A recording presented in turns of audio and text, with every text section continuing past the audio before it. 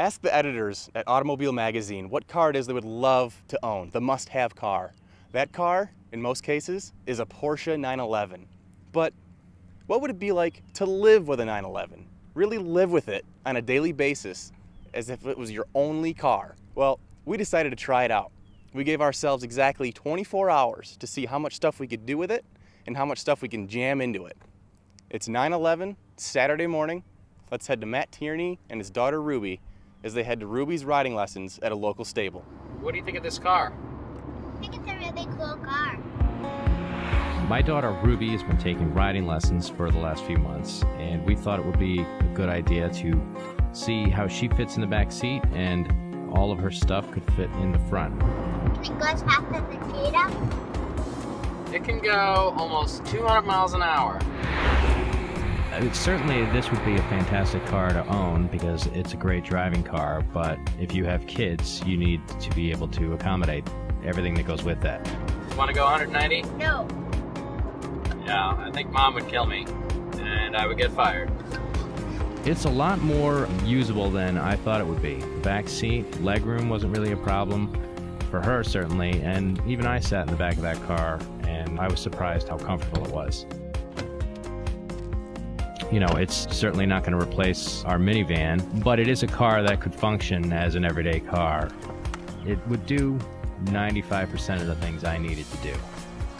All right, I got your saddle. Getting to drive a Porsche daily would just make everything you do more exciting. Let's go.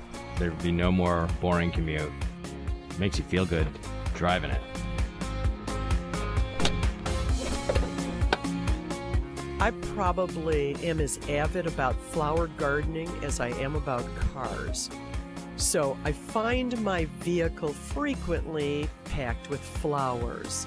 I thought it would be a lot of fun to go to the nursery and see how much I could jam in that 911. I cannot believe how many flowers I got in that car. In addition to a flat, I got in the gigantic amaryllis, which that one was shocking. I couldn't believe I got that in there. And I only lost one bloom on its way in.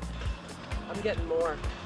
I forgot. I knew the front trunk was big because I put a Toomey bag in there when I was on vacation, but I forgot it was so wide too. So I put a lot more tall plants in the trunk than I expected. And I probably could have jammed a bunch more in. Done. When you put the key in the ignition and fire it up, you know, it's not just exciting to you, it's exciting to everybody else standing within earshot of that car, and they all turn and look. I go golfing every weekend. Originally, I was thinking that because it's a Porsche 911, it's a 2+2 seater with a trunk that doesn't hold a set of golf clubs, that I would not be able to bring two people golfing. But in hindsight, my bag fit in the back seat so well, there could have been another one on top of it, and two people can easily take it to the golf course. You know, there's something about a Porsche 911, it makes you feel like you're a great driver. It's got a lot of power. I would love to have a Porsche 911 to drive every day. It's a cool car. Who doesn't look good getting in or out of a Porsche? Whoa, man. Hope she likes these balloons. They're starting to go already. It's Lindy and mine first year anniversary, and I thought it'd be really special to pick her up in a new 911 and go out to the Dirty Dog Jazz Cafe. Well, the Porsche 911 is definitely one of my favorite cars. My parents had a 68, and as a kid, I remember leaving the driveway in it, going to sell it, and I was crying. Do we have to get rid of this car? So when the opportunity came up to photograph and go out in a brand new 911, I was ready to go. Seeing I can't have anything to drink tonight, I figured I'd still be able to treat myself by hitting up the Looney Baker. It's great, the Looney Baker has a drive-thru. We don't have to leave the fresh smell of the 911 leather. Welcome to the Looney Baker. What can I get for you? Yeah, can I get a glazed donut, a loony bread, and a turnover? Sure thing, please pull up.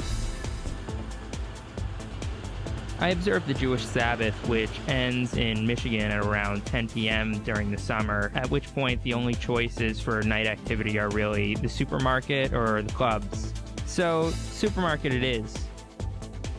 I can't really control what cars I get over the weekends, but the bottom line is, if it's a Porsche, I still need toilet paper and contact solution.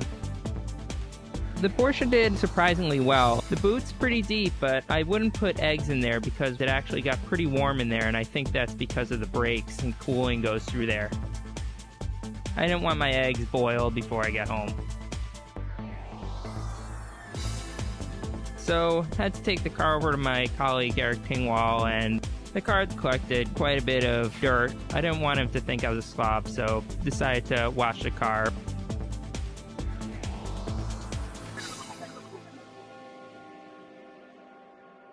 I've got to catch a plane this morning, but I'm leaving extra early so I can spend some time on my favorite personal test track here on River Drive.